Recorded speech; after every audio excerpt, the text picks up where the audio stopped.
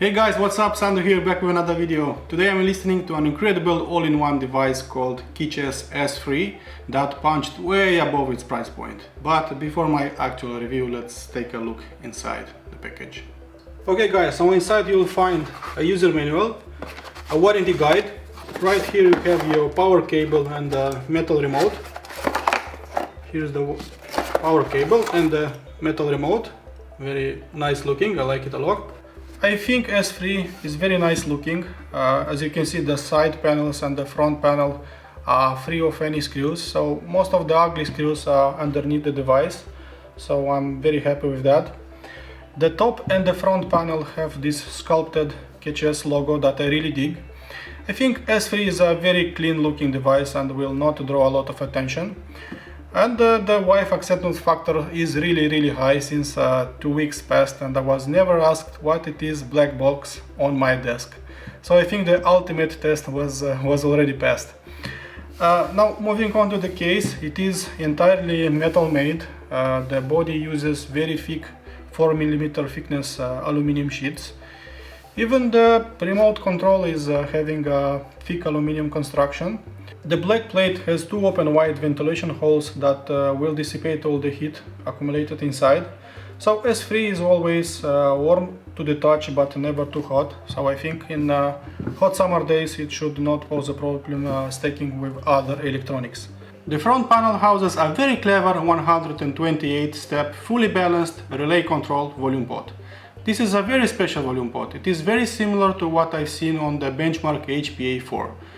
The volume pot has three different functions. It will control the volume, of course, for the preamp or the headphone amp, or you can push it once, that will change the digital or the analog input, and a long press will put it or wake it up from the standby mode. There is also a gain switch, a preamp or phone out switch, two headphone outputs, a normal 1/4 inch headphone out and a 4-pin balanced headphone out. That already put a smile on my face. KECES opted for a big and bright OLED screen on the front panel that shows all that important stuff like the selected gain, the volume level, the input, digital or analog, and the sample rate for the PCM and the DSD material. On the back panel you will see a trio of digital inputs, the normal asynchronous USB input, the optical and the coaxial input, two analog outputs as you can see, XLR and RCA. There is also two XLR and RCA inputs, meaning that S3 can be used as a dedicated preamp for your speaker-based system or as a dedicated headphone amp in case you want to use another DAC, but I doubt that will be the case with it. But more about that in just a minute. The power of analog outputs can be controlled, of course. So RCA out goes up to 2 volts and XLR out goes up to 4 volts at a unity gain of 0 dB. As you can see, S3 can be a dedicated DAC, a dedicated preamp and a headphone amp, or a combination of the two in a single beautiful black case. In terms of technical specs, S3 is rocking the latest ESS Sabre family of DAC chips. It is using the desktop class 8-channel 9026 Pro chip. And of course it wouldn't be a KECES device if it will not have an isolation circuit inside. So it has one that completely separates the ground of the digital and the analog section. In terms of power filtering, I think this is as good as it can be. Now moving on to the headphone amp section. The balanced out connection is offering up to 2 watts of power on the balanced output and about 1.2 watts of power on the single-ended output. I think that is plenty even for harder to drive headphones. Luckily I have a few pairs of headphones that I will put S3 through some heavy testing.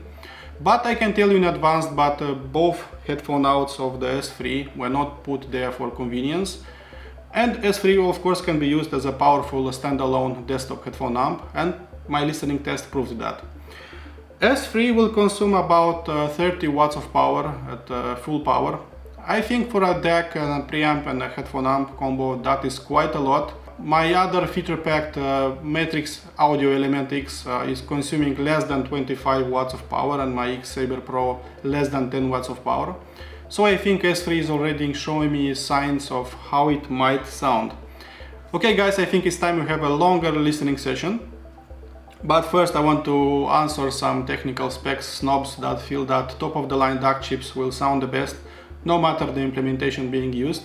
And I can tell you that yes, 9026 Pro inside of S3 sounded much better than the 9038 implementation of the Burst on Swing, and about on the same level with the 9028 of the Mytek Brooklyn DAC Plus and of the benchmark DAC 3L that I tested not too long ago. I think DAC chips are telling only a very small part of the story, and the rest is much more important.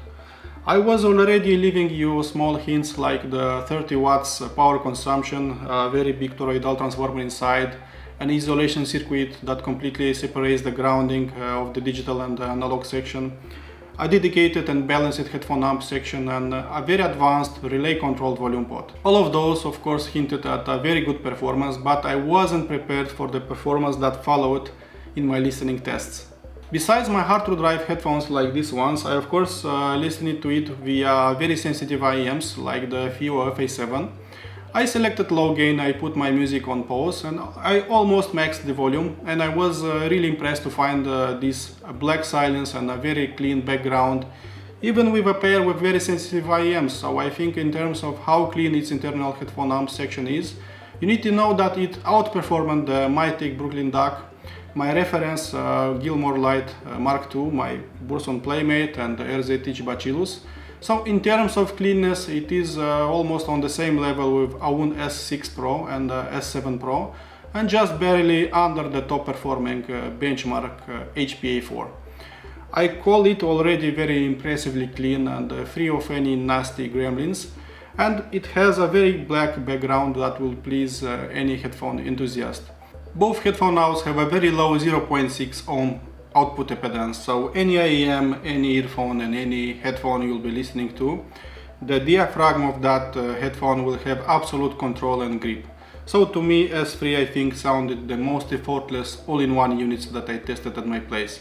Okay guys, so here are some fun facts. With the Hi-Fi Mini area that I consider a very hard to drive headphone at about 70 volume out of 128, it was already too much for me. I think it was already too loud.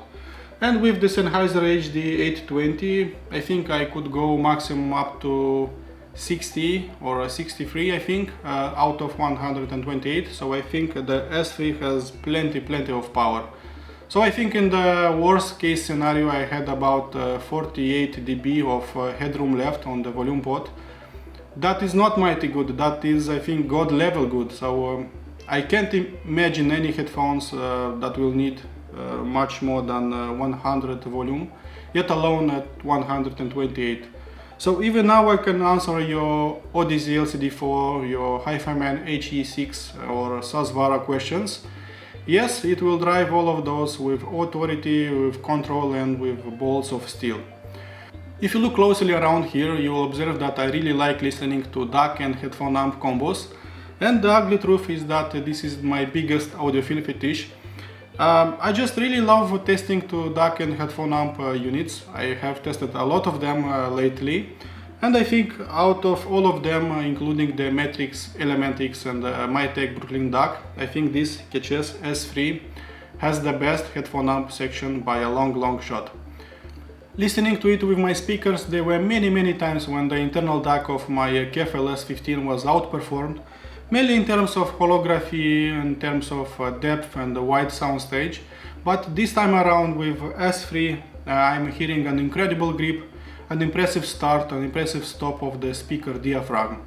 So I think in terms of transient response, S3 is playing in a big boy category, and it also elegantly outperformed the Mytek Brooklyn DAC and the benchmark DAC 3 that I tested lately.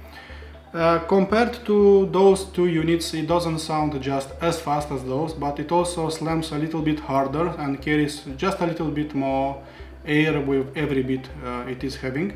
So in this regard, it reminds me a lot about the Matrix Audio Elementix that has the same effortless and hard-hitting nature.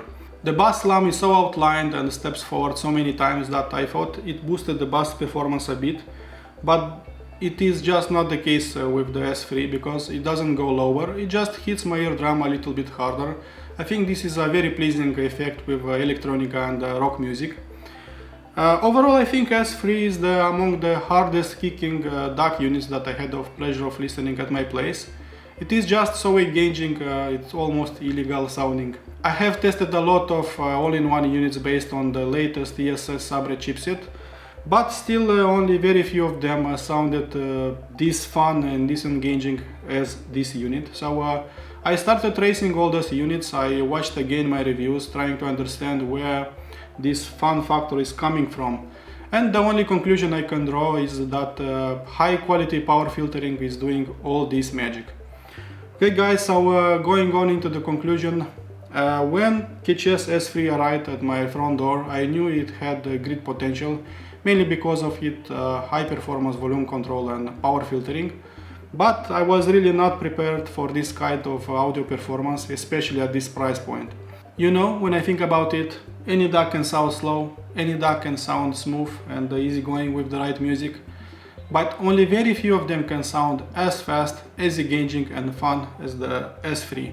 So I think I found my love, my drinking buddy, my metal brother, my music companion in terms of all-in-one units. So KECES S3 might not offer the widest of possibilities in terms of features, but it sounds so damn engaging, so effortless and so hard-kicking. It's like taking an audiophile beating. I love it from the bottom of my dark heart. Okay guys, I hope you enjoyed my review. My full in-depth review can be read on my website. There is a link in the description below. Please listen to my music and be positive, and I'll see you next time. Cheers, bye bye.